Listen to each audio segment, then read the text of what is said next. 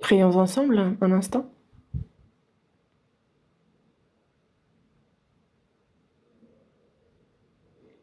Dieu notre Père, toi qui nous aimes, toi qui es saint et miséricordieux. Dieu, nous étions éloignés de toi et agissions dans le péché, mais tu as eu pitié de nous. Alors que nous ne te connaissions pas, c'est le Seigneur Jésus qui, à notre place, est mort. Et par le précieux sang qu'il a versé, tu as éternellement lavé nos péchés et fait que nous n'avons plus à recevoir ni le jugement ni la malédiction. Et c'est sans aucun mérite de notre part que tu nous as sauvés. Pour cette grande grâce, merci. Cette année, c'est à 7 reprises consécutives que nous avons eu la retraite d'été. Dieu, c'est grâce à ton aide et à ta grâce que nous avons bien pu, que tout a pu bien se passer et se terminer. Merci pour le grand nombre d'âmes que tu as sauvées. Et nous croyons à ce que cela t'a réjoui et glorifié. À ceux qui viennent d'être sauvés, à ceux qui sont tes enfants désormais, ceux qui ont la même foi, la même espérance, avec lesquels nous allons désormais vivre ensemble à tous les saints. Seigneur, par ta parole, ton amour et par la puissance de son Saint-Esprit, soutiens-les, que le reste de leur vie, mais jusqu'à ton retour, ils puissent vivre pour toi, Seigneur, guidés dans la vérité et soutenus par la puissance de ton Esprit. Guide-les pour qu'ils ne manquent de rien pour vivre pour ton œuvre et ta gloire.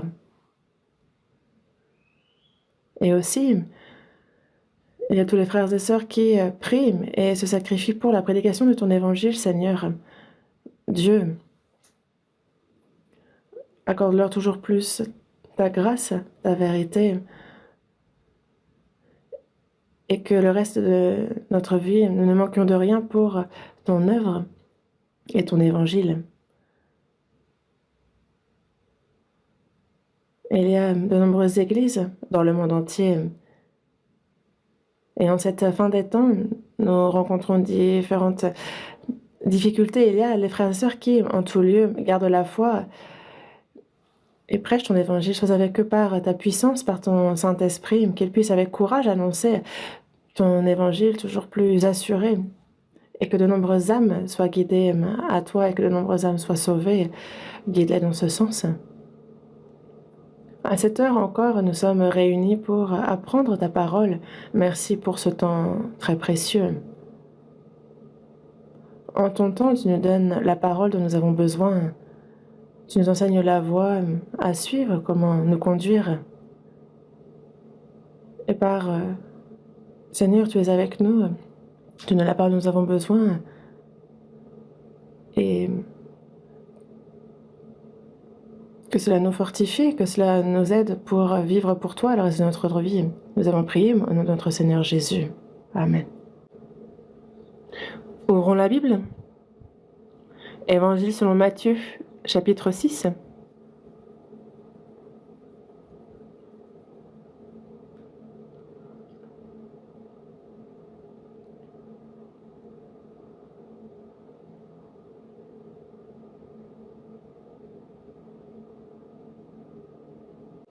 Évangile selon Matthieu, chapitre 6.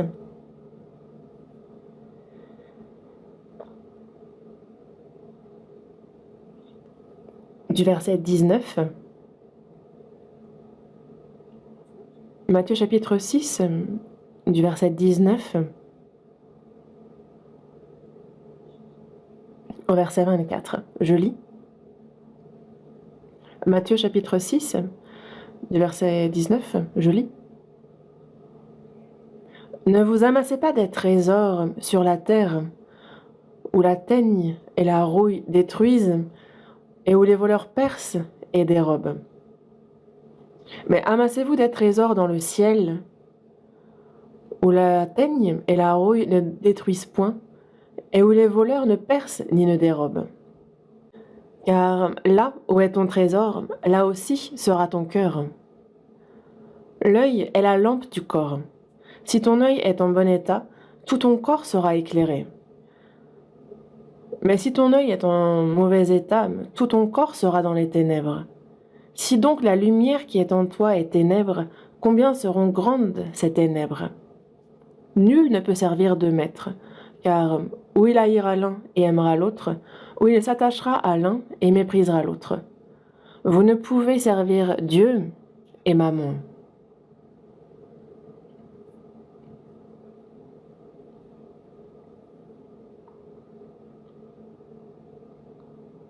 Jusqu'ici?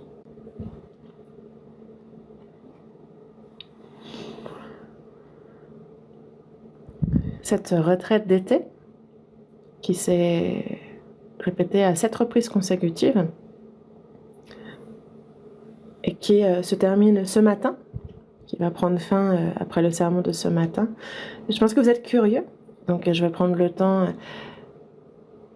de vous faire un compte-rendu. Donc durant cette retraite d'été, qui s'est répétée à 7 reprises consécutives, pour ce qui est des inscrits, ils étaient 69 119. Sachant que parmi eux, certains ont participé plusieurs fois, 1 fois, 2 fois, 5 fois. Donc si on compte également ceux qui sont venus à plusieurs reprises, le nombre total de personnes qui a participé doit dépasser les 70 000.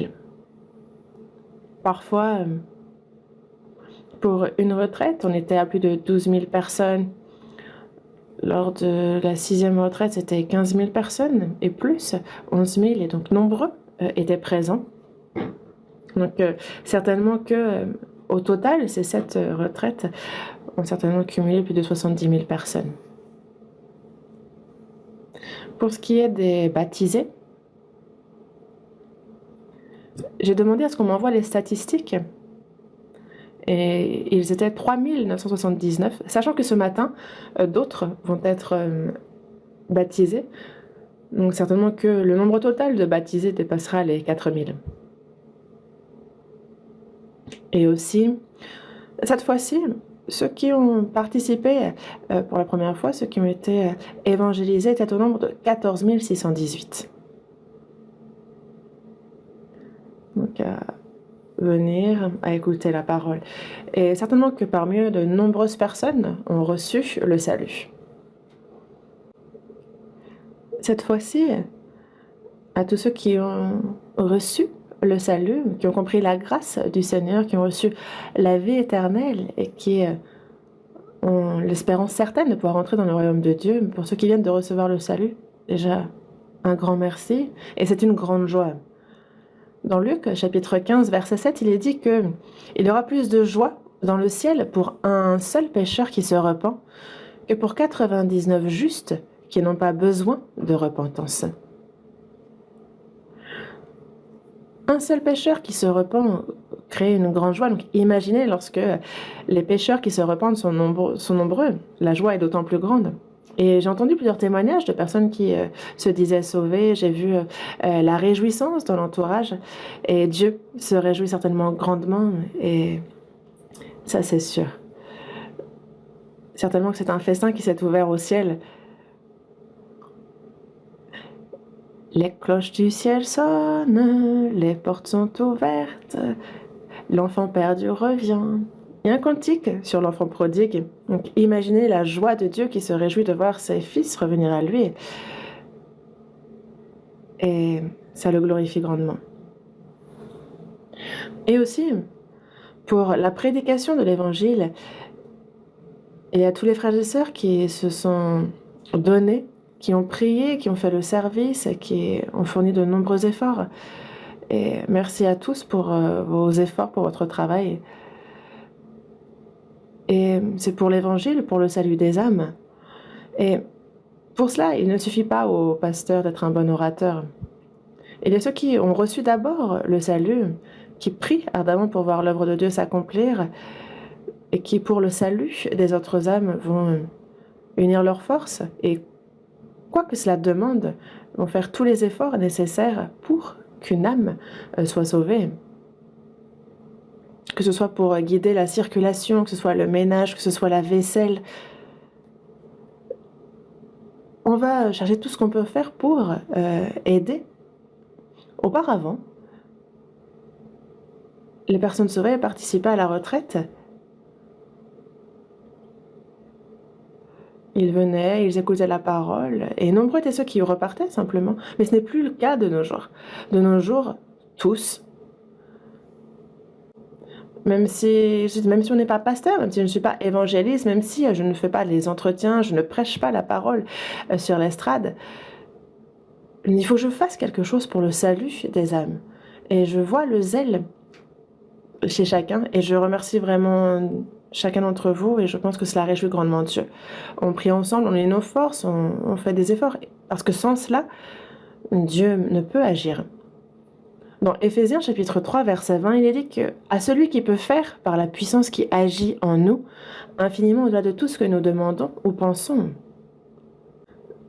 Il n'agit pas juste à travers certaines personnes, mais lorsque tous les saints sont unis, avec un même esprit, un même cœur, il agit en nous, parmi nous, pour le salut des âmes. Quand nous demandons avec ardeur, qu'est-ce que nous demandons? Nous ne demandons pas à devenir riches, nous ne demandons pas à réussir dans ce monde. Ce ne sont pas les choses mondaines que nous demandons, mais nous demandons le salut de ceux qui ne sont pas encore sauvés, de nos proches, de nos familles, de nos amis, de nos voisins, de ceux que l'on ne connaît même pas, de toutes ces âmes qui sont à l'image de Dieu, parce que Dieu aime ces âmes et qu'il a pitié d'elles également, et qu'il souhaite que nul ne périsse, qu'il veut que tous connaissent la vérité. Ce sont pour ces âmes aussi que nous prions et que nous faisons en sorte qu'ils puissent se présenter dans la parole, être sauvés. Car cet évangile est pour tous. Et c'est pour ça que dans le psaume 116, il est dit qu'elle a du prix aux yeux de l'Éternel la mort de ceux qui l'aiment. Quand on parle de la mort des chrétiens, ce n'est pas une fin pour le chrétien, mais c'est cette vie de douleur dans ce monde qui se termine, mais elle a du prix aux yeux de l'Éternel la mort de celui qui a vécu pour lui, qui l'a glorifié. Et dans Apocalypse, chapitre 14, verset 13, il dit « Heureux dès à présent les morts qui meurent dans le Seigneur. » Oui, dit l'Esprit, afin qu'ils se reposent de leurs travaux, car leurs œuvres les suivent. Heureux dès à présent les morts qui meurent dans le Seigneur, ceux qui ont reçu le salut et qui meurent dans le Seigneur après avoir vécu pour lui. Heureux ces hommes. Tous ceux qui ont souffert, qui se sont donnés dans ce monde et pour qui c'est terminé et qui sont désormais auprès de Dieu. Ils sont heureux. Et c'est pour ça qu'un chrétien ne craint absolument pas la mort. Et il n'a pas reçu le salut pour vivre un peu mieux dans ce monde, pour devenir riche ou quelque chose de ce genre. Non. C'est pour vivre éternellement dans le royaume des cieux. Il a reçu le salut avec cette espérance de ce royaume et préfère à tout moment rejoindre au plus vite le Seigneur. Moi-même, j'ai envie au plus haut point d'aller rejoindre le Seigneur au plus vite. Et dans le psaume 118, « Je ne mourrai pas, je vivrai, et je raconterai les œuvres de l'Éternel. » Une personne sauvée, si elle ne meurt pas, si elle est encore vivante et sur cette terre, c'est afin de raconter les œuvres de l'Éternel, afin que de plus nombreuses âmes soient sauvées. Dans le psaume 66, verset 16, il est dit « Je raconterai ce qu'il a fait à mon âme. » Ce que Dieu a fait à mon âme, le salut qu'il a accompli, et cette grâce qu'il a accordée à mon âme, ce grand amour, on ne peut que l'annoncer.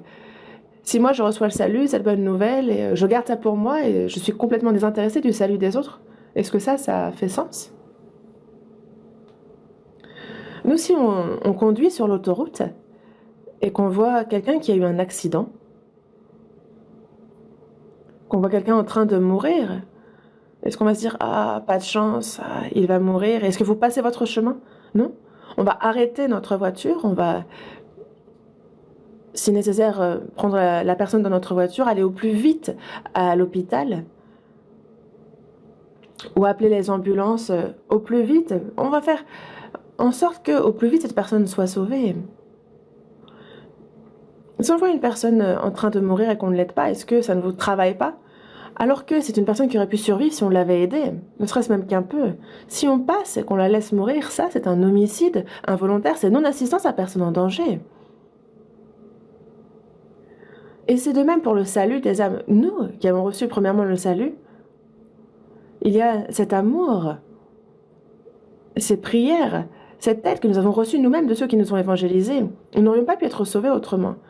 Il y a forcément eu les prières, l'amour, ils se sont efforcés, nous ont guidés pour écouter la parole. C'est pour ça que nous avons pu être sauvés.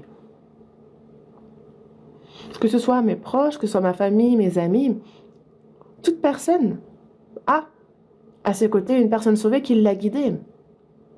Parce que sans cela, on serait encore dans le noir complet, à ne pas connaître Dieu, à suivre les choses du monde en vivant, sans savoir ce qui nous attend. Et ils sont encore nombreux, les gens qui vivent ainsi. C'est pour ça que l'apôtre Paul dit « Malheur à moi si je n'annonce pas l'évangile ». Les gens de ce monde est empêché de faire le mal, de mauvaises choses. Mais faire le mal n'est pas seulement péché. Ne pas faire le bien est également péché. C'est pour ça que dans Jacques chapitre 4, verset 17, il est dit que celui donc qui sait faire ce qui est bien et qui ne le fait pas commet un péché. Il y a beaucoup de choses qui rentrent dans ce bien, que ce soit aider quelqu'un qui est faible, donner à manger à quelqu'un qui a faim, ce genre de choses. Mais annoncer l'évangile à quelqu'un dont l'âme va en enfer, ça, c'est le plus grand bien que l'on puisse faire aux yeux de Dieu. Et nous savons qu'il nous faut faire ce bien, mais si on ne le fait pas, ça, c'est commettre un péché. Compris? Faire le mal est un péché, mais il n'y a pas que ça. Et c'est pour ça que nous sommes zélés dans la prédication de l'évangile. En toute occasion, il nous a été dit, l'occasion qu'elle soit favorable ou non, il nous faut annoncer l'évangile. Et il y en a qui vont écouter, être sauvés, d'autres qui vont être complètement fermés et dire « Oh, ben, toi, crois, m'embête pas, va-t'en ». De nombreuses personnes rejettent, mais lorsque la mort se présente, est à leur porte, alors ils sont confus. Et juste avant de mourir, s'il y a une personne sauvée à leur côté, ils demandent à cette personne de les aider. En tout cas, nous, qui sommes sauvés, nous vivons sur cette terre pour prêcher l'évangile à ceux qui ne sont pas encore sauvés. Que ce soit notre temps, nos efforts, notre liberté, notre bonheur, pour le salut des autres âmes, nous sommes prêts à tout sacrifier. Et ça, c'est le but pour lequel Dieu nous a laissés sur cette terre. C'est notre mission et l'ordre qui nous a été donné. Et c'est pour cela que, à cette retraite d'été, bien plus qu'avant, de nombreuses personnes ont reçu le salut. Et nombreux sont ceux qui sont venus de l'étranger pour participer à la retraite d'été. Et on a pu voir également des gens sauvés parmi eux. Le jour du retour du Seigneur est si proche que les occasions qui nous sont données de pouvoir prêcher l'Évangile ne sont plus aussi nombreuses qu'avant. Nous vivons cette fin des temps et jusqu'au bout, il nous faut faire notre maximum dans la prédication de l'Évangile. Parce que l'âme d'une personne est bien plus précieuse que le ciel, la terre. Et donc, il nous faut leur prêcher. Et moi, ça fait un... Je me souviens même plus la dernière fois que j'ai prêché le sermon du dimanche ici à l'église centrale. Et donc, ça fait 7 dimanches que je ne prêche pas le sermon ici à l'église centrale. J'étais au Mexique, aux États-Unis pour les retraites. Et donc, je n'ai pas pu prêcher à ce moment-là. Et on a ensuite eu les 7 retraites d'été consécutives. Et donc, j'étais toujours au centre de retraite. Je m'en excuse et en même temps, qu'est-ce que vous voulez qu'on y fasse? Et merci aux pasteurs qui m'ont remplacé. Ils ont été excellents. Donc, je ne sais plus de quoi je vous parlais la dernière fois. Et quand j'ai cherché, parce que ça remonte en juin, en tous les cas ça remonte. On m'a dit que justement on avait lu Matthieu chapitre 6, on avait parlé du début de ce passage et je me suis dit qu'il me fallait reprendre et continuer sur Matthieu chapitre 6 que nous avons relu aujourd'hui.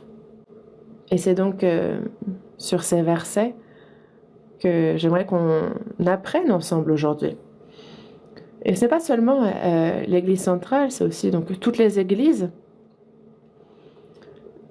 Et dans chaque église, de nombreuses personnes ont reçu le salut à cette retraite d'été. Et comme le Seigneur nous l'a dit, il nous a dit, priez ainsi.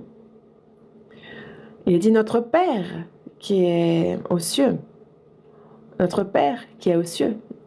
Nous pouvons désormais l'appeler Père. C'est notre Père. Et c'est vraiment une manière d'appeler très glorieuse. Notre Père.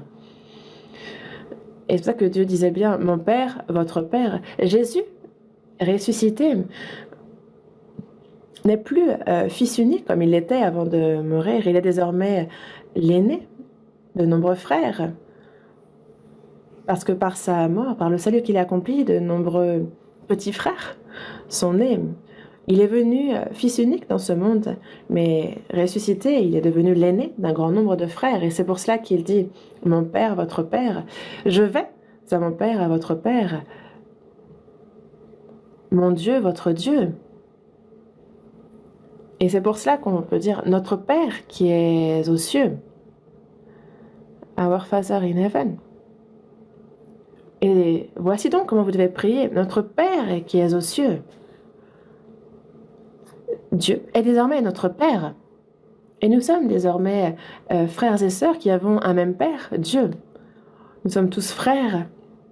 Donc, tous ceux qui croient en Jésus sont frères. Et dans Éphésiens, chapitre 2, verset 9, il nous dit que nous sommes désormais les gens de la maison de Dieu.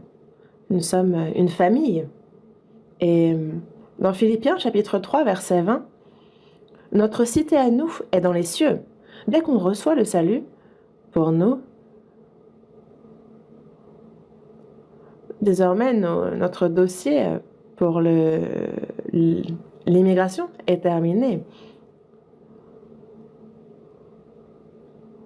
Et dans ce monde, petit à petit, les choses vont se dégrader. Toujours de pire en pire. Voyez les températures. Nous, cette année, on a atteint des températures records.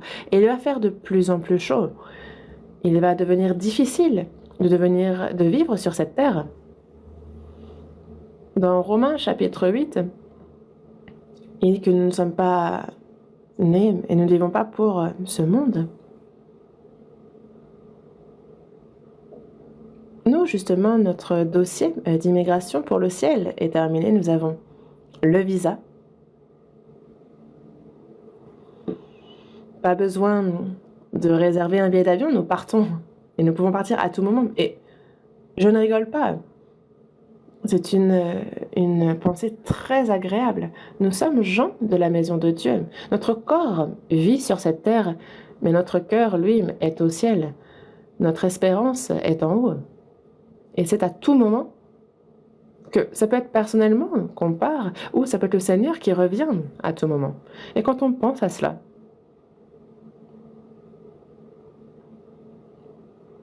ça nous réjouit tellement. Et c'est pour cela qu'une personne sauvée, vraiment déjà, donc félicitations à tous ceux qui ont reçu le salut. Nous sommes désormais une et même famille. Et nous allons vivre éternellement ensemble aux cieux. Et il nous faut donc aussi vivre ensemble sur cette terre.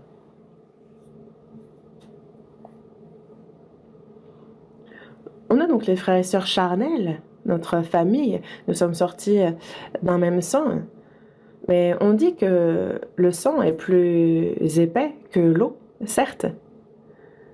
Mais sachez que la famille spirituelle est bien plus précieuse que la famille charnelle, parce que c'est par le sang du Seigneur, par la vie qu'il a donnée, que nous sommes devenus un, que nous avons un seul et même Père, nous sommes enfantés par ce sang-là, et donc nous sommes bien plus proches entre frères et sœurs qu'avec la famille. Et plus on apprend la Bible, et plus on le ressent. Jésus a bien dit, comme je vous ai aimé, vous aussi, aimez-vous les uns les autres. Et dans Jean chapitre 13, verset 34, on voit à quel point le Seigneur nous a aimés. Et il nous dit de nous aimer les uns les autres comme il nous a aimés. Parce que nous sommes une seule et même famille, nous sommes enfants de Dieu et nous sommes ceux qui allons vivre éternellement ensemble au ciel. C'est pour ça que sur cette terre aussi, une famille, lorsqu'il y a des difficultés, on s'entraide. Et c'est aussi de la même manière qu'il nous faut vivre sur cette terre. Moi, sauvé, Je me réjouis, je suis tellement heureux de savoir que j'ai des frères et sœurs et donc je ne me sens jamais seul. Aujourd'hui, c'est donc sur le passage de Matthieu chapitre 6 que nous allons réfléchir. Matthieu chapitre 6, verset 19. La fois précédente, j'avais abordé le sujet, je ne sais pas si vous vous en souvenez, mais ne vous amassez pas des trésors sur la terre. Des trésors, des biens matériels. Les hommes, quand on les voit vivre sur cette terre, donc tout leur désir se tourne vers les choses de ce monde et ce désir est énorme. C'est dans le but de gagner beaucoup d'argent, d'accumuler beaucoup de richesses et de devenir riches que les hommes vivent et ça semble bien être le but de leur vie. Mais dans Luc chapitre 12, verset 15, il est dit « Gardez-vous avec soin de toute avarice ». Tout le monde a dans son cœur de l'avarice vis-à-vis des choses de ce monde. Et tout le monde a perdu la tête à cause de ces choses. Ils gagnent de l'argent, ils étudient, ils utilisent tous les moyens possibles pour gagner cet argent, jusqu'à même tromper les autres, pour que par tous les moyens, ils puissent devenir riches. Et c'est ainsi qu'ils s'imaginent avoir réussi dans la vie. Mais il est bien dit que la vie d'un homme ne dépend pas de ses biens, fut-il dans l'abondance. On peut être dans l'abondance, on peut être riche, mais ça, ce n'est pas la vie d'un homme, ce n'est pas là le but pour l'homme. Et les versets suivants disent que il y avait un riche qui avait accumulé beaucoup de biens. Ses greniers, ses granges étaient remplis. Donc on peut savoir qu'il est vraiment dans l'abondance. Et il se dit alors, mon âme, tu as beaucoup de biens en réserve pour plusieurs années, repose-toi, mange, bois et réjouis-toi. On envie cet homme, n'est-ce pas? Ah, j'aimerais aussi vivre comme lui. Mais que dit Dieu, lui? Il lui dit, insensé. Cette nuit même, ton âme te sera redemandée. Est-ce que tu as préparé? Pour qui cela sera-t-il? Dieu a donné l'âme et il peut la reprendre à tout moment, ce soir. Et donc, ce que tu as amassé, pour qui cela sera-t-il? Que ce soit les honneurs, la gloire, l'argent, est-ce que ça t'appartient finalement? C'est quelque chose qu'on emprunte pour un moment et que l'on doit rendre. Et ça,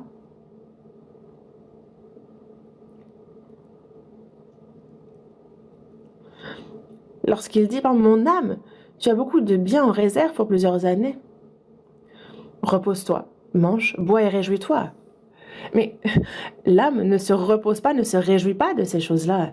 Elle se réjouit de la grâce, de l'amour, de la vie de Dieu. Il faut recevoir la vie éternelle pour que l'âme se repose. Il faut cette assurance du royaume des cieux pour que l'âme puisse se reposer. Et c'est pour cela que ce temps passé dans ce monde est un processus momentané avant d'entrer dans le royaume des cieux. C'est comme les 9 mois que l'on passe dans le ventre de la mère avant de naître dans ce monde. C'est tout un préparatif. Et nous aussi, les dizaines d'années que l'on passe sur cette terre, c'est un préparatif pour entrer dans son royaume. Ça, il faut le savoir, parce que sinon, on s'imagine que la vie, c'est juste bien manger, bien gagner, bien dormir. Et non. Ça, c'est juste un processus pour notre âme. Parce que dans ce monde, c'est l'obscurité, puis la lumière, le bien, le mal, il y a le mensonge et la vérité. Il y a donc le Dieu et le diable qui aussi sont à l'œuvre. Mais dans peu de temps, ces choses-là seront séparées éternellement. La lumière et l'obscurité. Le royaume des cieux. Il n'y a pas besoin de lumière comme le soleil ou la lune, non. Il n'y a pas d'obscurité dans le royaume des cieux. Et alors les gens se demandent, mais quand est-ce qu'on va dormir alors? On ne dormira pas. Pourquoi nous on dort? C'est parce qu'on est fatigué. Mais au ciel, il n'y aura pas la fatigue ou... Non, ce sera un royaume qui est dans la gloire, dans la lumière.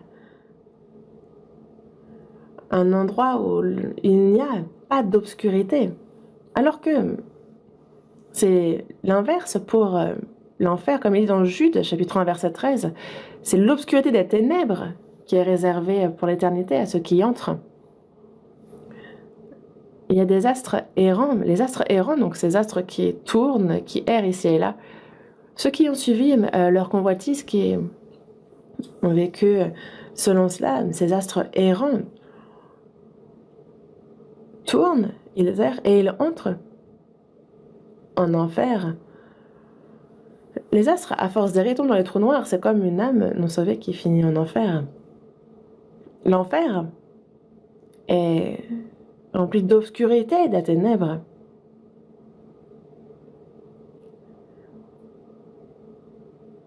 Et c'est comme nous, en fait, on a toujours un petit peu de lumière ici et là, mais sachez que lorsqu'il fait véritablement obscur, on ne voit absolument rien. C'est d'autant plus effrayant.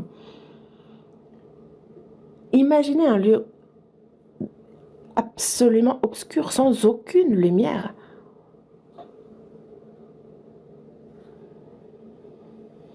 Un monde où la vérité et le mensonge sera séparés, où Dieu et le diable seront séparés. Le ciel pour Dieu et l'enfer pour l'éternité, pour le diable.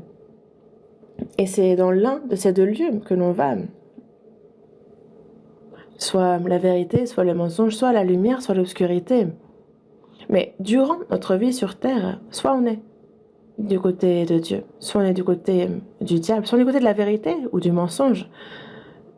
En fait, ça se joue de notre vivant et ça se décide de notre vivant. Et ça, les hommes ne le savent pas. C'est pour cela qu'il y a l'ombre, la lumière, la vérité, le mensonge. Et que va choisir l'homme? Vivre sans connaître ces choses-là. Les bêtes ne le savent pas, elles ne connaissent pas Dieu, elles n'ont pas d'âme d'esprit pour chercher Dieu, mais elles n'ont pas non plus la conscience pour discerner le bien du mal, alors que ce sont des choses que l'homme, lui, a. Mais ils trompent leur propre conscience. Nous vivons encore sur cette terre, mais nous avançons vers ce royaume des cieux. Ici, le Seigneur dit, ne vous amassez pas des trésors sur la terre.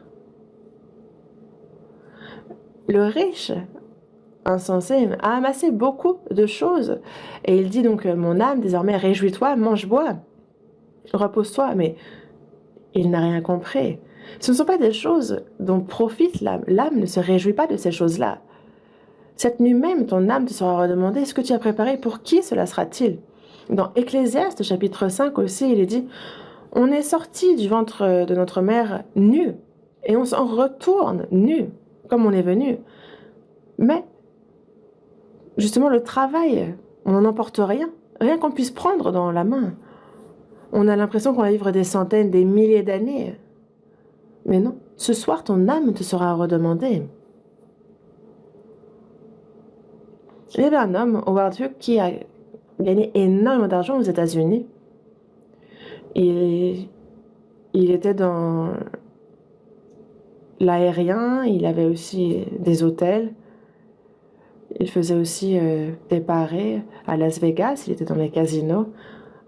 En tout cas, il était extrêmement riche. Mais cet homme, c'est à 71 ans qu'il est mort. Et juste avant de mourir,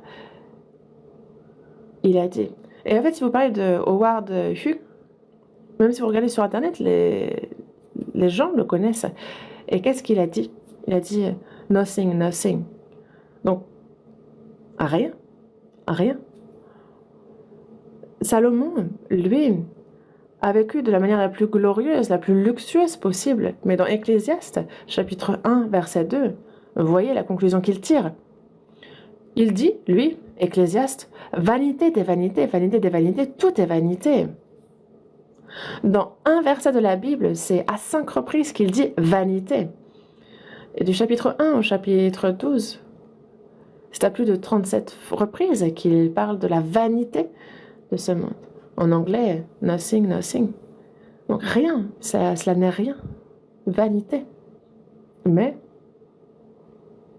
On voit les hommes vivre comme s'ils allaient vivre pendant 100 et 1000 ans. Pourquoi? Nous, dans ce monde, il faut nous préparer au monde éternel qu'il y a après. Et c'est pour ça qu'il nous dit, ne vous amassez pas des trésors sur la terre, où la teigne et la rouille détruisent, et où les voleurs percent et dérobent. Certaines personnes vont dire, si on s'arrange justement pour mettre tout ce qu'on a dans justement vraiment des comptes ultra protégés, il n'y a ni la teigne, ni les voleurs. D'autres même vont plutôt acheter des bâtiments afin que l'argent ne s'envole pas ou qu'il ne soit pas volé. Mais dans Proverbes, chapitre 23, il est dit, ne te tourmente pas pour t'enrichir, n'y applique pas ton intelligence. Veux-tu poursuivre du regard ce qui va disparaître? Car la richesse se fait des ailes, et comme l'aigle, elle prend son vol vers les cieux. L'argent a des ailes. La richesse se fait des ailes, elle les étend soudain et s'envole. Et on se dit, mais alors il faut qu'on s'accroche à elle pour qu'elle ne s'envole pas. Non, vous allez vous envoler avec elle. Ne soyons pas insensés. Ne vous amassez pas des trésors sur la terre. Donc cette vie sur la terre n'est pas pour nous. On a aussi le président de Samsung qui est décédé il n'y a pas longtemps. Et on a vu, donc les journaux parlaient de son décès. Et justement, il disait que sa mort approchait et il disait, mais qui va conduire ma voiture de luxe? Qui va profiter de ma villa? Mais tout ce que j'ai semé, à quoi cela sert-il? Steve Jobs aussi l'a dit.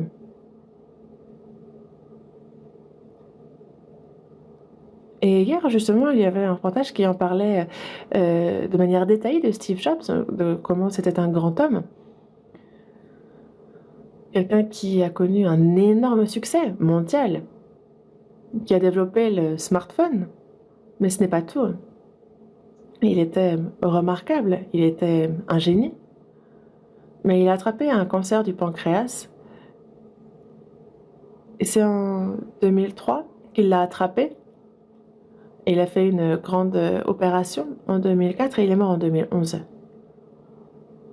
à 56 ans. Et savez-vous ce qu'il a dit avant de mourir? Moi, j'ai tout fait pour amasser des richesses. Je n'ai eu de cesse de me donner, de faire des efforts pour ça. Mais j'ai été grandement insensé. Moi, j'ai vécu comme un idiot.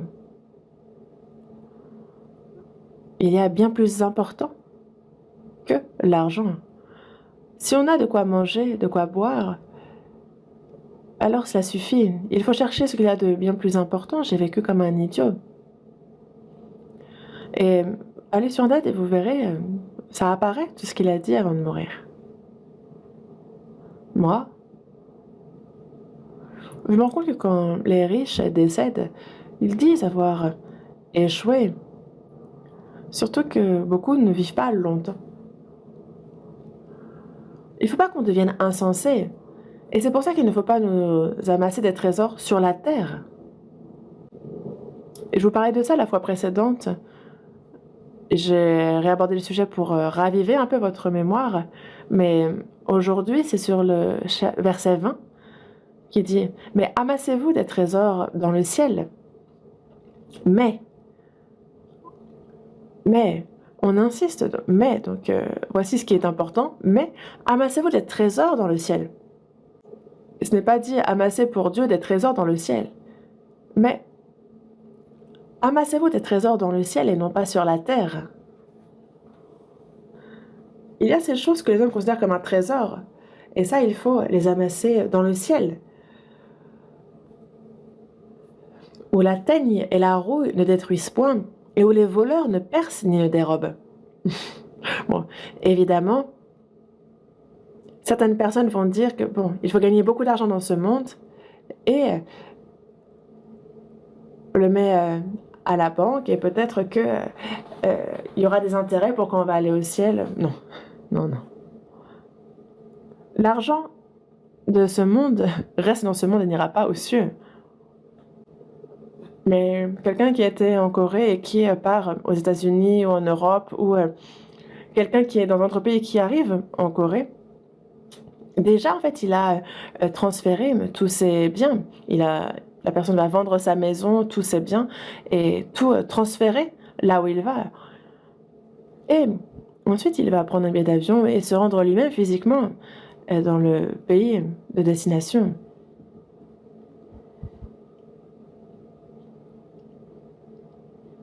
C'est comme un Coréen qui va aux États-Unis, il doit changer ses won pour des dollars. L'argent de ce monde ne s'amasse pas dans les cieux. Comment faire alors? Pour ce qui est des biens matériels, il faut les changer justement pour des choses glorieuses, des choses spirituelles. Mais comment on va changer de l'argent quand on va dans un nouveau pays? Notre espérance n'est pas dans ce monde. Dans peu de temps, nous allons forcément quitter ce monde. Bien plus vite qu'on ne le pense même. Ça se peut. Il se peut que ça tarde un peu. Mais au plus tard, dans une dizaine d'années. Moi-même, je ressens que le jour où je rejoindrai le Seigneur se rapproche. Et j'aimerais au plus vite le rejoindre. Mais il y a aussi à faire. Et donc, je demande à Dieu du temps, le temps de finir ce que j'ai à faire. Mais une fois que j'aurai fait ce que j'ai à faire, que je rejoigne au plus vite le Seigneur. J'ai pas envie d'être à l'hôpital allongé en train de faire aïe aïe aïe. Non. J'espère que le Seigneur va venir me chercher une fois que j'aurai fini son œuvre. Et j'attends ce jour. Mais, nous, en vivant sur cette terre, nous œuvrons pour le royaume des cieux. Dans Colossiens chapitre 4, verset 11, il y a des noms qui sont cités et il est dit « Ils sont du nombre des circoncis et les seuls qui aient travaillé avec moi pour le royaume des cieux. » Ils ont travaillé sur terre mais pour le royaume des cieux. Ils sont les seuls qui ont travaillé avec moi pour le royaume des cieux. Ceux qui ont travaillé sur cette terre pour le royaume de Dieu, qui ont travaillé dans le physique ici, dans ce monde, mais pour le royaume de Dieu, pour les choses spirituelles. Comment est-ce que les gens de ce monde pourraient comprendre ça?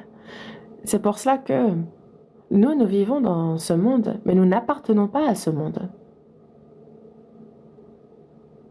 Et c'est pour cela que dans Hébreux chapitre 13, verset 11 ou 14, il dit que nous n'avons point ici-bas de cité permanente, mais nous cherchons celle qui est à venir.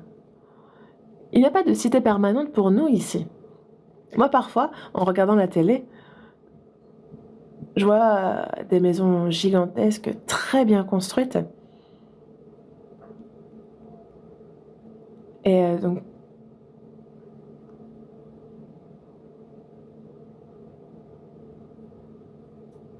il y a des familles qui, désormais, les enfants sont partis, mariés, et on voit donc le couple qui, désormais, se construit une très grande maison, et on les voit apprécier leur maison. Et ils sont déjà âgés. Mais dans peu de temps, parce qu'ils sont déjà âgés, ils vont se dire « Ah là là, j'ai mal ici, j'ai mal là, j'ai bobo là ». Sans pouvoir même profiter de leur nouvelle maison, et plutôt, ils vont partir alité à l'hôpital. Est-ce qu'ils pensent vraiment qu'ils vont vivre pour l'éternité? Mais non. Dans Colossiens chapitre 3, verset 20, il dit que notre cité à nous est dans les cieux. Nous attendons aussi comme sauveur le Seigneur Jésus-Christ. Et même si aujourd'hui le Seigneur vient me chercher, il enverra ses gens pour venir me chercher. Et quand je dis ça, les gens me disent « Ah, mais pasteur, partez pas si vite, il faut qu'on parte ensemble. » On partira certainement ensemble. Pourquoi? Parce que le jour du retour du Seigneur est si proche. Ce monde, dès le départ, avait un temps fixé, une date limite. C'est pour ça que dans Ecclésiaste, chapitre 3, verset 1, il dit qu'il y a un temps pour tout, un temps pour toute chose sous les cieux. Quel est ce but, ce temps? C'est qu'il y a les âmes faites à l'image de Dieu. On prêche l'évangile, ils sont sauvés. Et l'évangile est prêché de Jérusalem jusqu'aux extrémités de la terre. Et une fois que son peuple est prêt, alors c'est la fin de l'histoire. Et c'est pour ça que dans Matthieu chapitre 24, verset 14, il dit que cette bonne nouvelle du royaume sera prêchée dans le monde entier pour servir de témoignage à toutes les nations. Alors viendra la fin. L'évangile de grâce sera prêché et les gens sauvés forment le royaume. Et donc cette bonne nouvelle du royaume sera prêchée dans le monde entier pour servir de témoignage à toutes les nations. Alors viendra la fin. Lorsque Jésus parle, les disciples ne croyaient pas encore vraiment à l'époque. Et c'est pour ça que lorsqu'il est livré, ils le trahissent. Mais l'évangile, lui, sera prêché à Jérusalem, dans toute la Judée, dans la Samarie, jusqu'aux extrémités de la terre. Et alors viendra la fin, parce que cette bonne nouvelle du royaume sera prêchée. Alors viendra la fin. Et actuellement, donc on sait que l'Ancien Testament est écrit en hébreu et en partie en araméen, le Nouveau Testament en grec. Et la Bible que nous avons actuellement, c'est en 3686 langues qu'elle a déjà été traduite. Ce sont les statistiques qui sont données actuellement. Et avec les transports rapides, avec les ondes, avec les écrits, que personne n'est plus excusé disant « Ah, je n'ai pas pu entendre, je n'ai pas pu lire ». Là, elle est vraiment prêchée jusqu'aux extrémités de la terre. Tout est fait déjà. L'évangile a été prêché et Israël, le peuple d'Israël qui a rejeté Jésus, durant 2 ans, ont été tués partout où ils allaient. Pourquoi? Parce que le peuple choisi, élu de Dieu, pourquoi avoir connu une telle histoire misérable? Lors de la Seconde Guerre mondiale, en quelques années, c'est 6 millions de Juifs qui ont été massacrés à grande échelle. Pourquoi est-ce qu'il a fallu que le peuple élu de Dieu soit massacré si pitoyablement? C'est qu'il y a Jésus. Jésus-Christ est venu sur cette terre en Israël, il est venu parmi les siens. Dans Jean chapitre 1, verset 11, il est venu parmi les siens, mais il a été rejeté par les siens. Ils ont rejeté Jésus, et à cause de ce péché-là, le peuple d'Israël, en 70 après Jésus-Christ, il y a Titus qui est sans merci, les tue tous et ils se dispersent et vont passer ensuite 2000 ans à être massacrés. Pourquoi? Ce n'est pas seulement les Juifs, mais également tous ceux qui s'en sont pris à Jésus. C'est afin de montrer véritablement ce qui attend, ceux qui rejettent Jésus. Et jusqu'à ce que l'évangile soit prêché jusqu'aux extrémités de la terre, il y a en Israël, donc le peuple d'Israël qui a été dispersé pour avoir rejeté Jésus. Pourquoi est-ce que ce peuple a été celui qui était le plus massacré, martyrisé? Lors de la Seconde Guerre mondiale, c'est en quelques années que plus de 6 millions de Juifs ont été massacrés. Pourquoi est-ce que le peuple élu de Dieu a-t-il dû mourir ainsi pitoyablement? C'est parce que Jésus, Christ, est venu sur terre. Il est venu parmi les siens. Comme écrit dans Jean chapitre 1, il est venu parmi les siens. Mais il n'a pas été reçu par les siens, mais rejeté.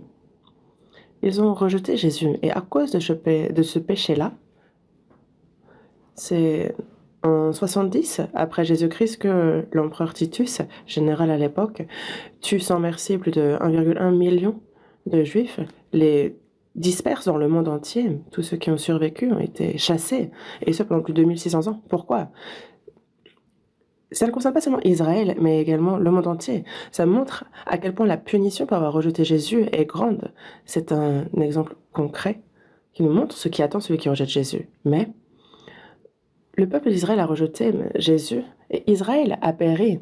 Mais Dieu, pour montrer que lui, Dieu, n'est pas mort, ce pays qui, durant 2600 ans, avait disparu, parce que c'était en 586,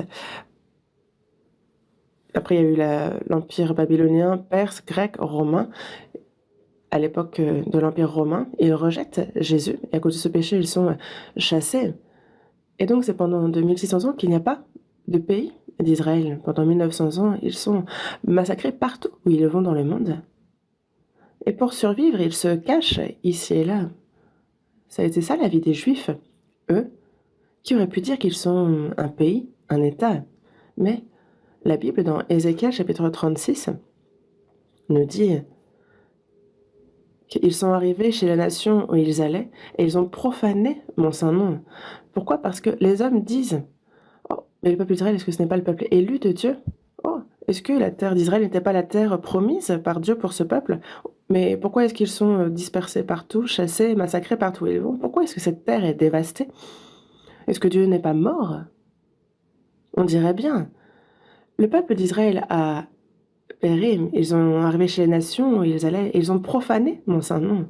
Alors que pendant un temps, ils étaient puissants, ils étaient très riches, ils étaient célèbres, mais ils ont été déchus de tout cela. Ce serait pareil pour un fils célèbre à un moment qui ensuite devient véritablement misérable, il est enfermé, emprisonné. Alors les gens, en voyant ce fils, vont se dire: ah, mais est-ce que ce n'est pas le fils d'un tel? Ils vont se dire: oh, quand je vois ce qui est arrivé au fils, le père a forcément dû faire faillite et être déchu aussi. Et c'est ce qui s'est passé pour Israël. Le peuple israélien, nous sommes le peuple élu de Dieu, nous sommes le peuple de Dieu. Et tout le monde était là: oui, bah regarde un peu ce qui t'arrive maintenant, où est ton Dieu? Et c'est pour cela que Dieu a vu son nom profané à cause du peuple d'Israël.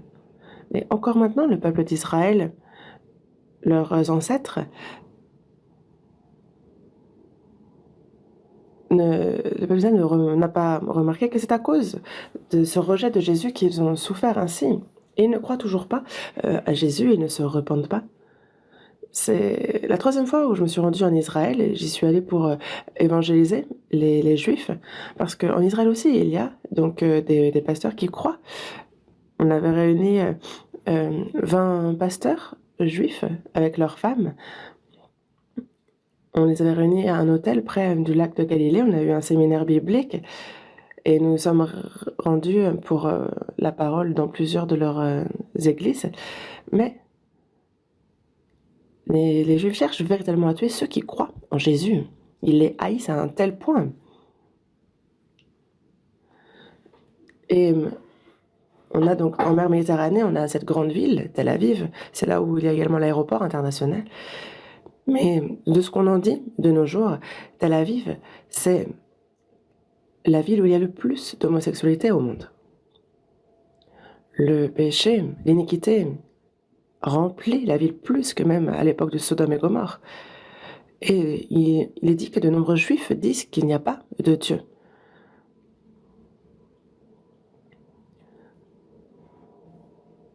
Parce qu'ils se disent, voyez combien on a été massacrés, on a appelé Dieu, il ne nous a pas aidés, nous sommes morts. Et le judaïsme ne croit qu'en l'Ancien Testament et pas au Nouveau Testament, considérant le Nouveau Testament comme de l'hérésie. Et il attend encore le Messie qui doit venir comme roi. Mais pourquoi est-ce que Dieu, à 2600 ans après, pourquoi est-ce qu'il redonne l'indépendance à cet État? Pourquoi est-ce qu'il rétablit et redore ce pays? C'est parce qu'Israël a connu la ruine pour avoir rejeté Jésus à cause de ce péché-là.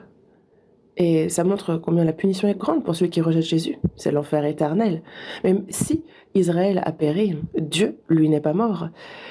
Et donc c'est à travers le peuple d'Israël qu'il accomplit ce miracle de l'indépendance du peuple d'Israël pour redorer son nom, pour retrouver sa gloire.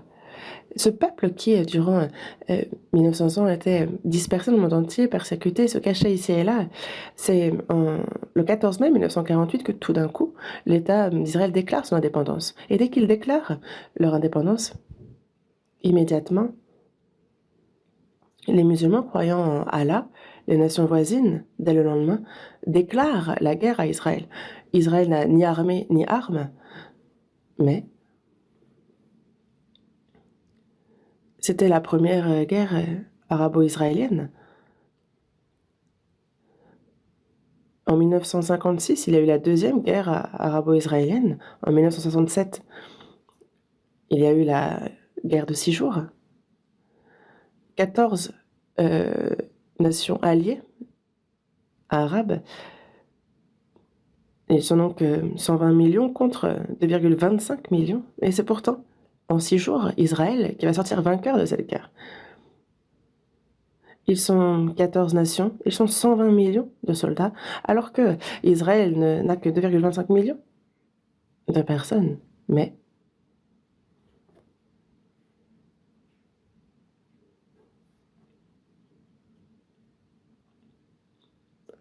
ils se battent contre ces puissances arabes et gagnent. Et Nasser, c'est en 6 jours qu'il se rend parce qu'il était sous la menace de la destruction du Caire. Et en 73, on a la 4e guerre arabo-israélienne, et cette fois encore, c'est une grande victoire d'Israël. Et regardez un peu cette fois-ci, on a le Hamas qui cherche à supprimer Israël et qui envoie des milliers de missiles, mais regardez ce que ça donne. Dans la zone de Gaza, on est à plus de 40 000 morts. Il ne faut pas s'en prendre à Israël, parce que on a l'impression qu'elle peut être détruite en un rien de temps. Le territoire lui-même est tout petit, mais il faut savoir que derrière Israël, il y a Dieu. On peut penser pouvoir se battre contre Israël, mais est-ce qu'on peut se battre contre Dieu? Dans Josué, chapitre 23, verset 10, il dit « Un seul d'entre vous en poursuivra 1000, car l'Éternel, votre Dieu, combattait pour vous, comme il vous l'a dit. » Il y a donc un seul d'Israël qui en poursuivait des milliers. Un contre 1000, en fait, s'il y a Dieu, cela n'a rien d'impossible. Et parce que c'est Dieu, l'Éternel, qui combat pour eux. Et Israël a peut-être péri, mais Dieu, lui, n'est pas mort. Parce que sinon, on n'aurait pas besoin de regarder la Bible. Mais Dieu redore son nom. Et voyez un peu ce qui arrive et la dernière guerre qui se prépare. En tout cas,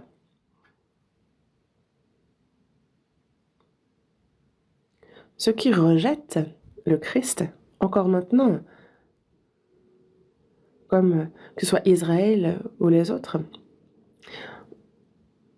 on a pour Israël, ce n'est pas maintenant, pas encore, mais cette occasion qui sera donnée à 54 000 d'entre eux de pouvoir recevoir le salut.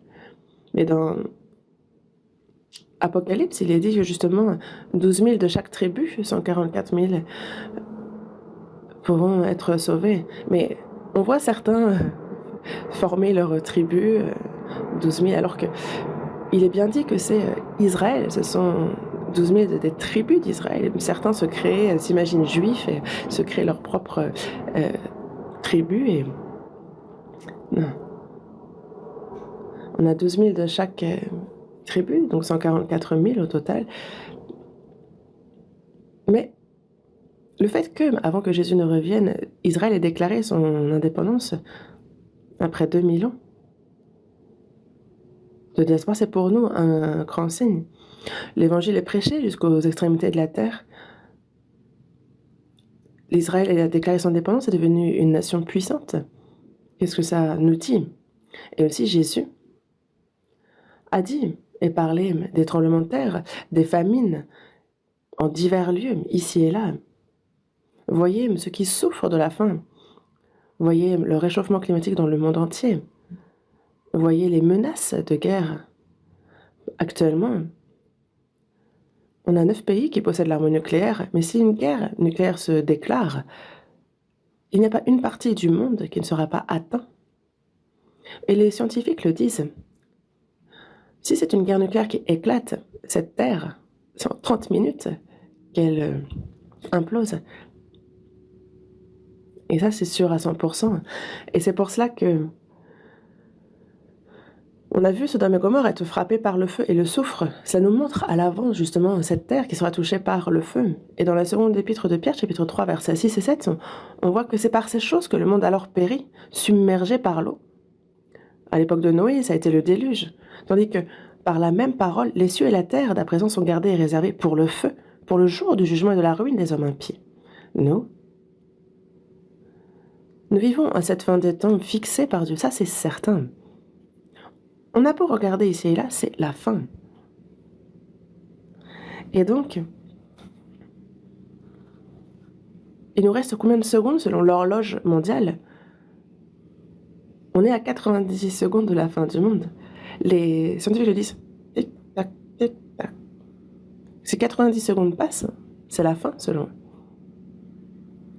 Et nous avons reçu le salut dans cette fin des temps. Et ça c'est vraiment un miracle. Vous le savez? N'oubliez pas ça. C'est pour cela que Jésus dit « Amassez-vous des trésors dans le ciel ». Nous, il faut nous préparer au déménagement désormais. Amassez-vous des trésors dans le ciel, mais qu'est-ce qu'on doit faire? Qu'est-ce que ça nous invite à faire? Si j'avais un compte au ciel, je comprendrais, mais je n'ai même pas de compte au ciel. Ce n'est pas ce dont on parle ici. Évangile selon Luc. Évangile selon Luc, chapitre 16. Voyons un peu ce passage.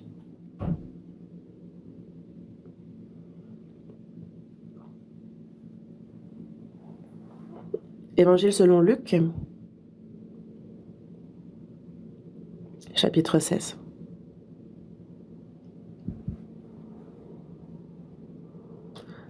Luc, chapitre 16, verset 9. Luc, chapitre 16, verset 9. Et moi, je vous dis, faites-vous des amis avec les richesses injustes pour qu'ils vous reçoivent dans les tabernacles éternels quand elles viendront à vous manquer.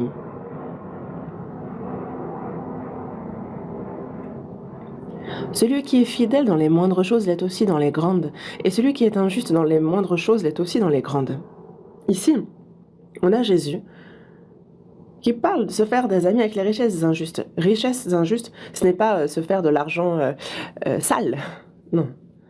C'est que les richesses de ce monde ne nous appartiennent pas, elles sont à Dieu. Et c'est pour cela que les richesses injustes sont des richesses que l'on n'utilise pas pour Dieu. Toutes celles-là sont des richesses injustes. Et donc il nous dit ici de les utiliser pour sa volonté, pour son œuvre.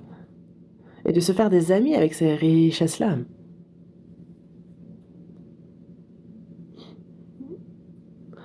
Ce n'est pas de se faire de mauvais amis dans ce monde. Mais c'est pour qu'ils vous reçoivent dans les tabernacles éternels, le royaume des cieux, de se faire des amis qui rentreront dans le ciel. C'est ce qu'il nous dit de faire ici.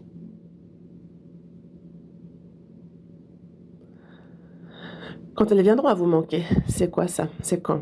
En fait, à la fin de ce monde, à la fin de ma vie, en fait, dans peu de temps, ce monde disparaîtra.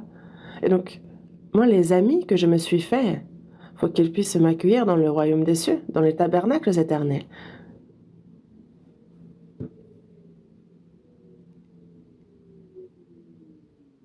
Cet ami-là, justement, que je me suis fait avec les richesses injustes, m'accueillera, il me recevra dans le ciel.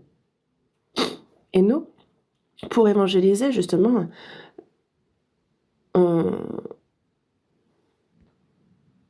on a des églises et quand on arrive, ils nous reçoivent à l'aéroport avec des bouquets de fleurs, des pancartes et tout. Et une fois, je suis arrivée, il n'y avait personne pour m'accueillir. Si ça arrive, on se sent bien plus seul, n'est-ce pas? S'il n'y a personne pour nous recevoir. Et vous, qui vous recevra au ciel? Évidemment que le Seigneur sera là pour nous recevoir. Mais s'il n'y a que le Seigneur, il faut qu'il y ait aussi les amis que je me suis fait. Cette fois-ci encore, il y a de nombreuses personnes qui ont reçu le salut à la retraite d'été. Et pour qu'ils reçoivent le salut, on a donc déjà les frais que l'on donne pour la retraite. Et pourquoi est-ce que nous aussi on a besoin de manger, de vivre? Pourquoi est-ce que l'on consacre cet argent pour la retraite? C'est pour la prédication de l'Évangile.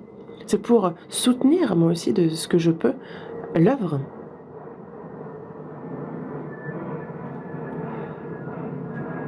Parce que pour la prédication de l'Évangile, on a besoin de beaucoup de biens matériels.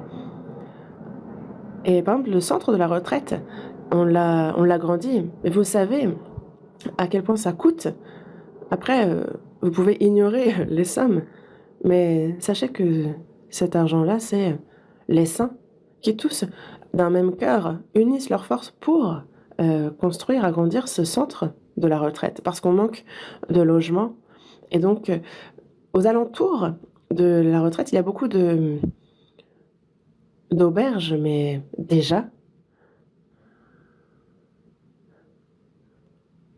en fait, justement, nous, avec la retraite, ça fait que toutes les auberges aux alentours sont déjà complètes. On manque de logements. Et donc, on a, par exemple, pour une chambre, ça coûte à peu près une trentaine d'euros. Et si on y passe 3 jours, on arrive vers 100 euros. Et même ça, enfin, on n'a plus de chambre. Il faut qu'à la retraite, on soit ensemble, on mange ensemble, on dort ensemble, on écoute ensemble. Parce que dans une auberge un peu à l'écart, ça perd de sa signification. Et c'est pour ça que on veut agrandir les logements euh, au centre de la retraite.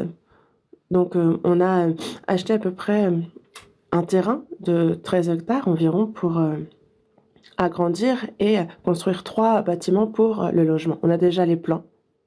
La conception est terminée.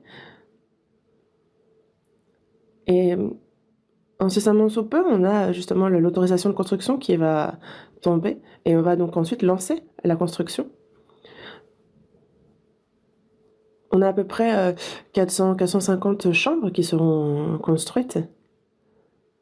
Ne soyez pas surpris.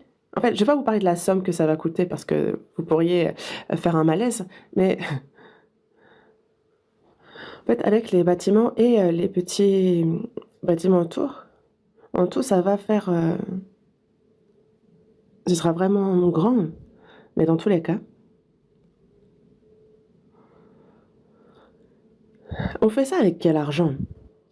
Ce sont les frères et sœurs sauvés qui, d'un même cœur, donnent.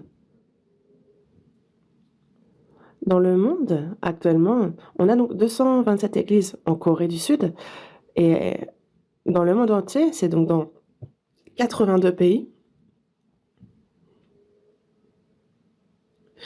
Et c'est combien d'églises? 1070 environ, enfin par là en fait. Il y en a toujours plus. Il y en a vraiment beaucoup. Mais on envoie des missionnaires, il y a aussi des prédicateurs locaux. Et donc il y a aussi des difficultés là où ils sont. Donc c'est nous, en Corée, qui les soutenons. Mais sans problème, tout se fait actuellement. Parce qu'il y a les frères et sœurs sauvés qui se disent que, même si je ne suis pas missionnaire et que je ne peux pas aller à l'étranger, je peux soutenir par mes biens les missionnaires qu'on envoie. Lors du corona, lors du Covid-19, justement, alors qu'on ne pouvait pas se retrouver, les gens ont donné encore bien plus. Parce qu'à cette époque, on ne pouvait pas se retrouver à l'église. Et certains, justement, allaient vers le bâtiment. Ils en faisaient le tour. Et bien nous, pendant 2 ans, on n'a pas pu avoir la retraite, n'est-ce pas, à cause du Covid. Et certains, justement, allaient au centre de la retraite et touchaient les bâtiments. En fait, c'est vraiment l'amour. C'est pas seulement de l'amour, c'est aussi vraiment des dons pour la mission à l'étranger. Ce cœur de vouloir envoyer des missionnaires, même si eux-mêmes ne peuvent pas s'y rendre. Et pour cela, ils donnent. Et les sommes sont importantes. C'est vraiment de tout leur corps, de toute leur âme, de tout leur esprit qu'ils participent, utilisant au minimum leurs moyens pour eux-mêmes. Pour ce qui est des vêtements, pour ce qui est de ce qu'ils mangent, en fait, ils restreignent au minimum leurs dépenses. Et tout le reste, c'est pour le salut des âmes, pour l'édification d'église. Et ça, c'est tellement précieux. Ça, parce qu'il y a de telles personnes, Dieu est à l'œuvre. Parce que sans sacrifice, Dieu ne peut agir. Il n'agit pas. Dans Jean chapitre 15, versets 13 et 14, Jésus dit, « Il n'y a pas de plus grand amour que de donner sa vie pour ses amis. Vous êtes mes amis si vous faites ce que je vous commande. » Jésus a laissé la place de fils unique des cieux, d'égal de Dieu pour venir dans ce monde. Pourquoi? pour se faire des amis éternels, des amis avec qui il sera au ciel. Et donc ces pécheurs qui devaient aller en enfer, il verse son sang pour eux, pour le pardon de leurs péchés, il nous sauve et a fait de nous ses amis qui entrent au ciel.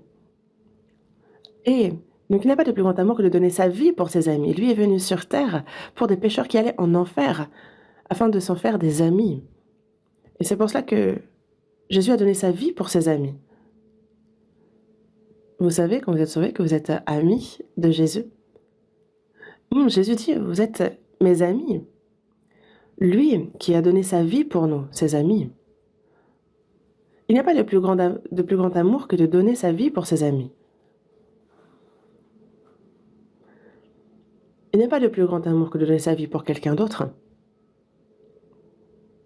Pour nous, il a donné sa vie, il est mort à ma place pour pardonner mes péchés. Et c'est ce Seigneur-là qui a fait de moi son ami pour m'emmener au ciel.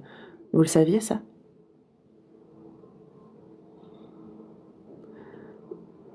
Le Seigneur a fait de moi son ami. Il y a même des cantiques là-dessus. Et c'est pour cela que nous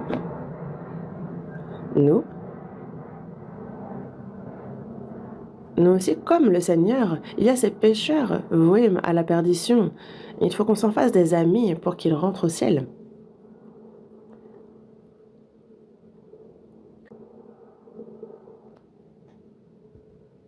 Je ne vous parle pas de ça en détail, mais il y a une certaine personne que je voyais pour la première fois qui m'a dit, pour la mission à l'étranger, je vais donner 1 milliard de won. J'ai été vraiment surpris. C'est la première fois de ma vie que je voyais quelqu'un qui donnait 1 milliard d'un coup.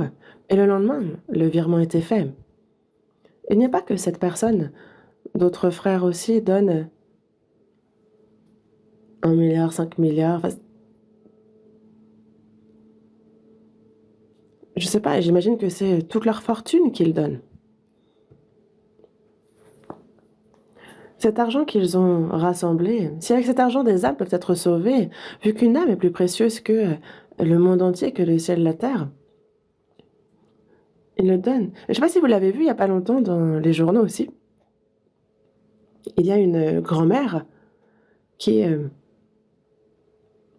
a gagné de l'argent et qui l'utilisait très peu et qui économisait, et qui a fait ensuite un don de milliards de won. Une personne une grand-mère qui ne croit pas en Christ, mais voyez un peu ce qu'elle a fait. Vous la connaissez certainement, cette grand-mère qui faisait des kimbap. Elle était en sandales. Elle vivait dans la difficulté, vraiment dans la misère, mais elle économise, et elle achète une maison qu'elle revend, et avec cet argent, elle soutient une école qui justement va faire un édifice en commémoration de cette grand-mère. Et il y a des gens qui, même sans être sauvés, font des choses remarquables.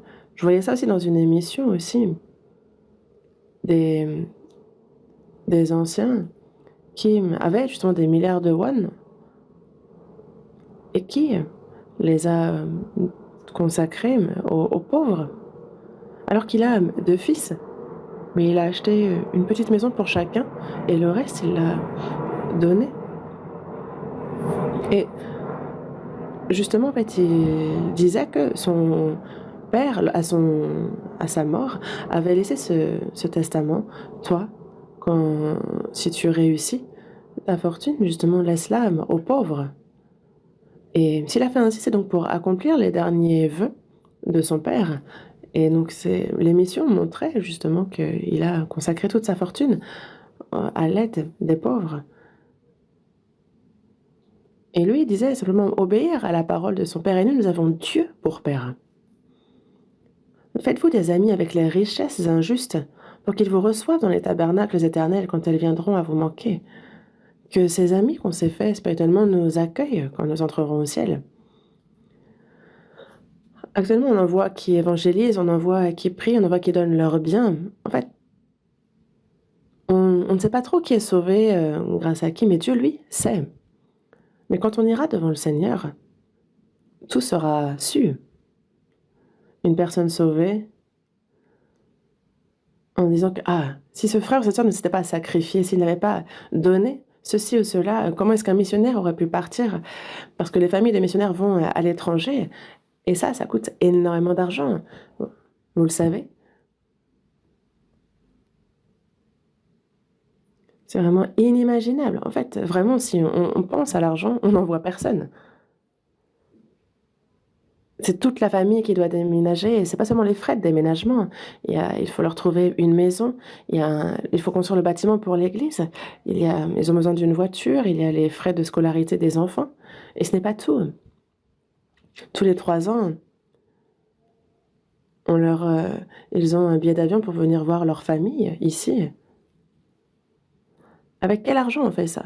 Avec l'argent des frères et sœurs sauvés.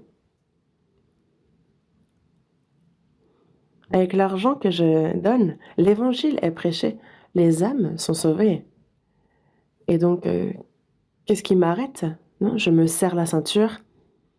Il y avait une sœur auparavant, avant qu'on ait le bâtiment ici à l'église centrale.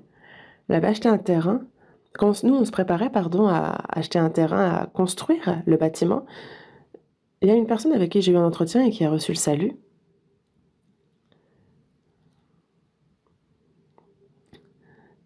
Son mari n'était pas encore sauvé, sa famille non plus. Elle n'avait pas de vêtements. Et donc, elle voyait des endroits qui faisaient des soldes à 80% sur des vêtements. Mais elle voulait acheter ses vêtements, mais après, elle s'est arrêtée. Elle s'est dit, non, cet argent-là, je vais l'utiliser pour la construction du bâtiment de l'église. Et waouh! C'est un témoignage que j'ai entendu et ce n'est pas un cas isolé. C'est pour ça que nous, quand nous serons devant le Seigneur, nous, derrière notre salut, il y a la prière de nombreuses personnes, le sacrifice, le don de nombreuses personnes. Ce n'est pas ah, moi, c'est parce que le pasteur a bien prêché, c'est parce que j'ai des entretiens, c'est pas pour ça qu'on est sauvé. Non. Derrière, il y a ceux qui ont prié, ceux qui sont sacrifiés matériellement parlant. Et ces personnes sont nombreuses, et vous ne les connaissez peut-être pas, mais Dieu, lui, le sait. Et parce que Dieu le sait, dans la première épître aux Corinthiens, chapitre 13, il est bien dit, alors je connaîtrai comme j'ai été connu. Et alors on comprendra que, ah, ce frère, cette sœur se sont sacrifiés. Et s'ils ne s'étaient pas sacrifiés ainsi, s'ils n'avaient pas prié pour moi, s'ils n'avaient pas fait ces efforts-là, comment est-ce que moi, j'aurais pu recevoir le salut?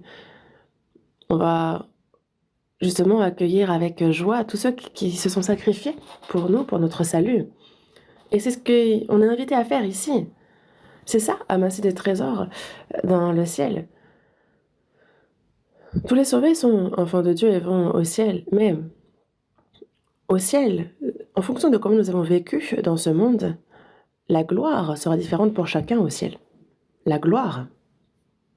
C'est pour ça que dans Matthieu chapitre 19, verset 21, Jésus dit au jeune riche, va, vends ce que tu possèdes, donne-le aux pauvres, et tu auras un trésor dans le ciel. Si une personne sauvée fait ainsi, alors elle aura dans le ciel un trésor.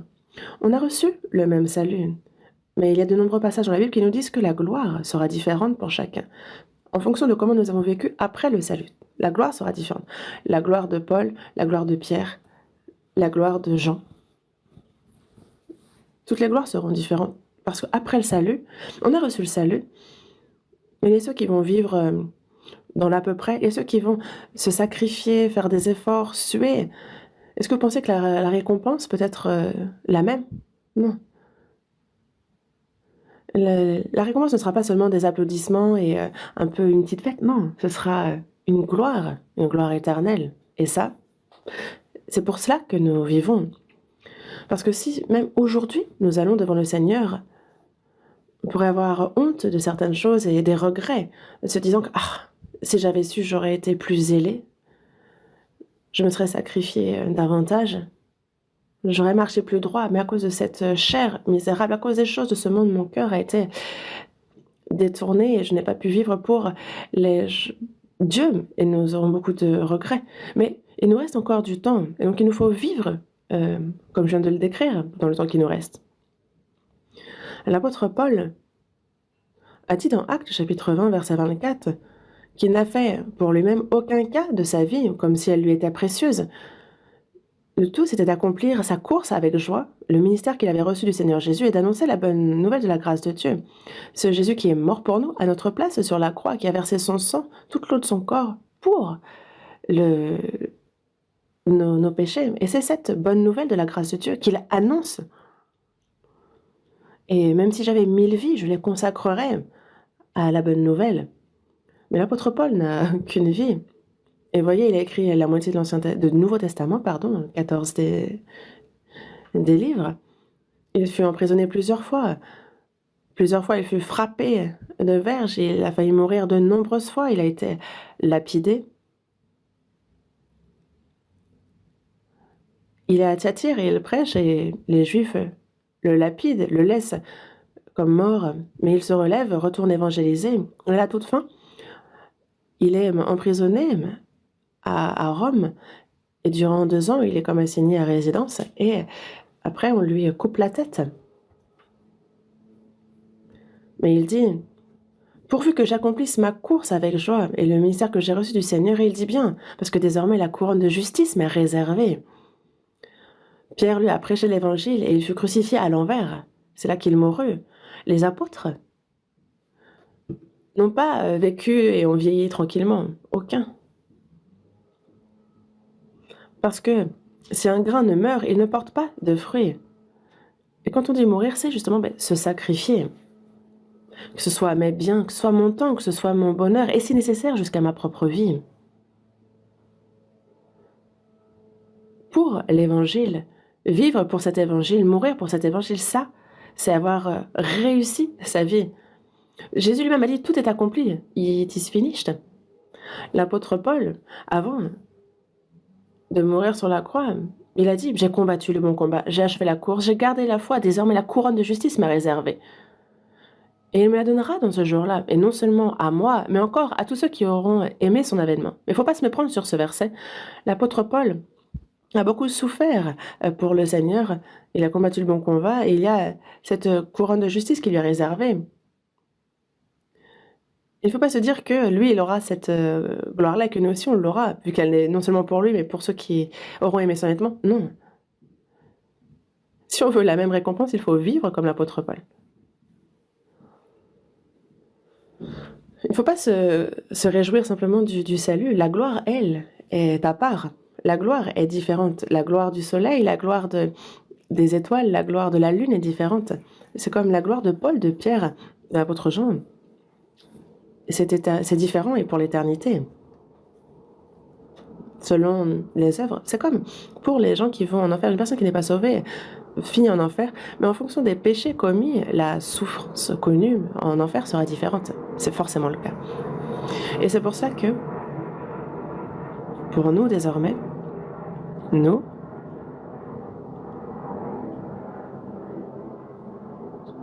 voyons un autre verset. Premier épître aux Corinthiens, chapitre 10. Premier épître aux Corinthiens, chapitre 10.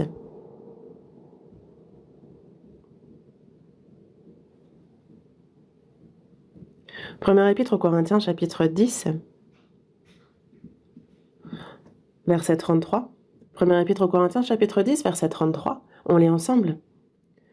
De la même manière que moi aussi, je m'efforce en toute chose de complaire à tous, cherchant non mon avantage, mais celui du plus grand nombre, afin qu'ils soient sauvés.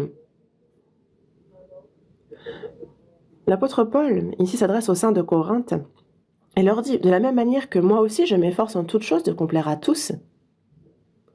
Pourquoi chercher à complaire à tous ? Est-ce que si on cherche à complaire à tous, ça fonctionne? Il dit, je cherche non mon avantage, mais celui du plus grand nombre. Je ne cherche pas mon avantage, mais celui du plus grand nombre.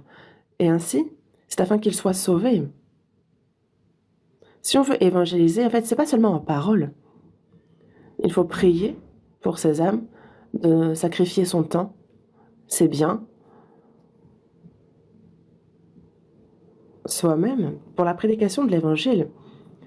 Et il se peut même que notre vie nous soit demander. Et voyez, tous les sacrifices qui ont été faits, combien il y a eu de martyrs pour que l'Évangile nous atteigne, nous, et que nous soyons sauvés. Vous savez combien ont été sacrifiés? Ça ne s'est pas transmis tranquillement. Ils ont sacrifié la liberté, leur bien, leur bonheur pour que cet Évangile nous arrive. Et ça a été nécessaire. C'est pour cela que l'apôtre Paul aussi, dans la première épître aux Thessaloniciens, chapitre 2, verset 8, dit « Nous aurions voulu non seulement vous donner l'évangile de Dieu, mais encore nos propres vies, tant vous nous étiez devenus chers. » Donc non seulement vous prêchez l'évangile, mais aussi donner nos propres vies pour vous. Lorsque des parents aiment leurs enfants, donc pour les élever, les nourrir, en fait, il y a tous les sacrifices qui sont faits. On voit l'enfant qui est rondouillet, qui grandit bien, qui devient quelqu'un de remarquable. Et alors, ça fait la joie de ses parents. L'apôtre Paul a parlé du fait que, comme une nourrice, il prenait un tendre soin des saints, justement un peu comme une nourrice de ses enfants. Parce que vous étiez devenus chers. Et dans la seconde épître aux Corinthiens, chapitre 12, verset 15, il dit « Pour moi, je dépenserai très volontiers, et je me dépenserai moi-même pour vos âmes. » Dépenser, mais ce n'est pas gaspiller. Mais pour vos âmes, je me dépenserai moi-même volontiers, très volontiers. Non seulement c'est bien, mais aussi sa propre vie. Il dépenserait bien très volontiers cela pour le salut des âmes, pour qu'une âme soit sauvée. Et pour qu'une âme soit sauvée, ça demande beaucoup de sacrifices. Il faut donc avoir ce cœur pour prêcher l'Évangile. Et c'est pour cela que nous, plutôt que de gagner de l'argent, ce qui compte bien davantage, c'est de bien utiliser l'argent qu'on a gagné. Je vous parlais de ça, c'est dans Deutéronome, où on voit le peuple d'Israël qui était hors d'Égypte et qui est dans le désert. Et il est dit que Dieu les a éprouvés pour voir s'ils obéissaient ou non à sa parole. Et nous aussi, il nous guide après le salut. Parfois, il nous met dans la pauvreté, parfois dans la richesse. Pour voir si pauvre, est-ce qu'on se confie en lui? Est-ce que riche, on va se confier en nous ou en lui? Ou est-ce qu'on va utiliser ses biens pour la gloire de Dieu? C'est pour ça que l'apôtre Paul dit dans Philippiens chapitre 4, verset 12, « Je sais vivre dans l'humiliation, je sais vivre dans l'abondance. En tout et partout, j'ai appris à être rassasié, à avoir faim, à être dans l'abondance, à être dans la disette. » Pour voir en fait quelles sont les valeurs de cette personne, quelle est sa personnalité. Et donc c'est facile de voir ça chez quelqu'un. Vous voyez comment cette personne utilise son argent. Alors vous connaîtrez qui elle est, quel genre de personne elle est. Est-ce qu'elle va faire comme les gens de ce monde, simplement manger, boire, profiter? Alors ça veut dire que cette personne, justement, cet argent n'a pas de valeur. Mais que ce soit mon temps, mes biens, que ce soit tout ce qui m'appartient déjà, ça ne m'appartient pas, c'est à Dieu. Et il faut l'utiliser précieusement. Et de la manière la plus précieuse. Qu'est-ce qui est le plus précieux? C'est pour la prédication de l'Évangile, pour le salut des âmes. Utilisé de la manière la plus précieuse. Et quand on voit comment une personne utilise son argent, on peut savoir quelle est la foi de cette personne, quelles sont ses valeurs, quel est le but dans la vie de cette personne. Ça, on peut le savoir à 100%. Et c'est pour ça que vraiment les biens sont un peu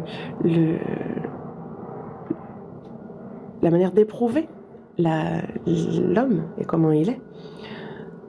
J'avais beaucoup de choses encore à vous dire. Je ne peux pas continuer, n'est-ce pas? Il faut que je m'arrête, non? Je sais bien. Je vous parlerai donc la prochaine fois de ce dont je n'ai pas pu vous parler aujourd'hui. Mais jusqu'à ce que le Seigneur revienne, le temps qu'il nous reste, il faut qu'on l'utilise au maximum, que ce soit notre temps, nos biens, notre liberté, notre bonheur, si nécessaire jusqu'à notre propre vie, qu'on l'utilise pour l'Évangile. Que ce soit mon corps, mon temps, que je donne tout pour l'Évangile. Parce que justement la mission nous attend. Si on va dans des pays pauvres, les pays sont tellement pauvres que si nous ne prions pas pour eux, si nous ne leur prêchons pas l'Évangile, ils ne peuvent le recevoir et c'est donc pour la prédication de l'Évangile, nous faisons-nous des amis avec les richesses injustes et nous amassons, nous, des richesses dans les cieux. Il faut qu'on obéisse à la parole de Dieu. Prions. Dieu notre Père, toi qui es miséricordieux, Seigneur, ta parole nous dit d'amasser des trésors non pas sur la terre, mais dans le ciel. Nous avons réfléchi à ta parole, Seigneur. Nous qui sommes sauvés, soit notre corps, notre âme, notre esprit, tout, tu l'as racheté au prix de ton sang. Et que le reste de notre vie, nous puissions le vivre pour ton évangile, pour ton œuvre. Et nous savons que nous sommes là pour ça. Que nous ne vivions pas de manière vaine, que nous ne suivions pas notre volonté, que notre cœur ne soit pas détourné par les choses vaines de ce monde, mais que nous vivions seulement pour ta gloire, pour le salut des âmes, et que nous utilisions tout précieusement pour cela. Utilise-nous, nous aussi. Nous avons prié au nom de notre Seigneur Jésus. Amen.